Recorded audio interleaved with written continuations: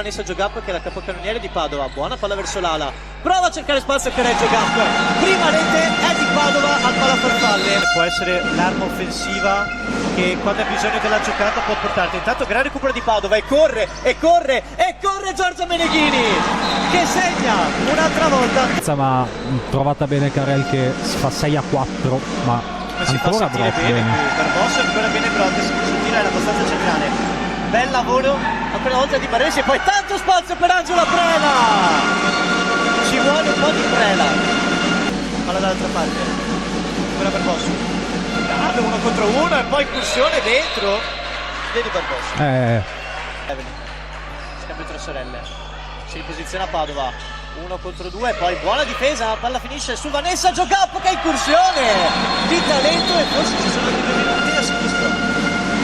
Passivo.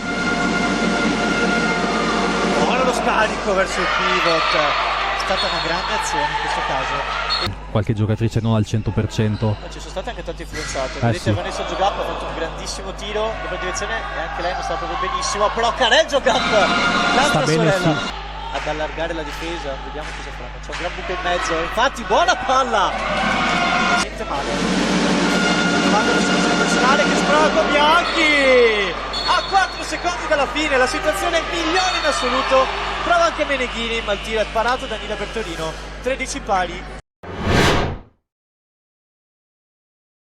Decisiva molto importante dalla sua parte in fase difensiva. Invece conclusione. Non ha dato più di tanto i suoi frutti, ma come dicevo anche prima è importante trovare qualche soluzione adesso come questa trovata dalla destra con Meneghini. Visto con questa palla quasi persa, ancora Prela, scarico verso... questa volta sono arrivati i passi, sì. Questa volta sì, occhio al lancio profondo, gran scatto di Gozzi, non la rincorre neanche più. Bene, fanno quel movimento di solito, no? Vanessa e Mancina, terzino destro, va a rientrare, stessa cosa con Bevelin, poi adesso prova e spara, senza ritmo.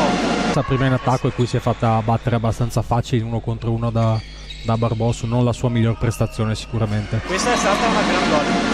Bevelin di Garrua si è fatta vedere molto bene. A Rubi credo stia per entrare. Sì, si sta scaldando, buona incursione di Cobianchi, palatissima di Nabulele sull'1 contro 1.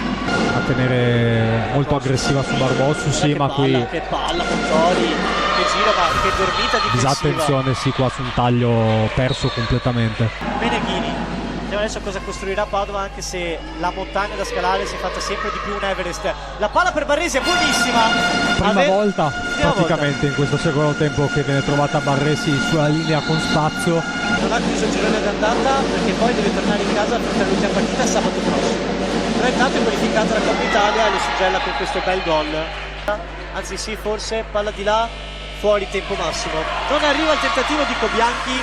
Cassano Magnago passa al palla farfalle, vince 30-24 meritatamente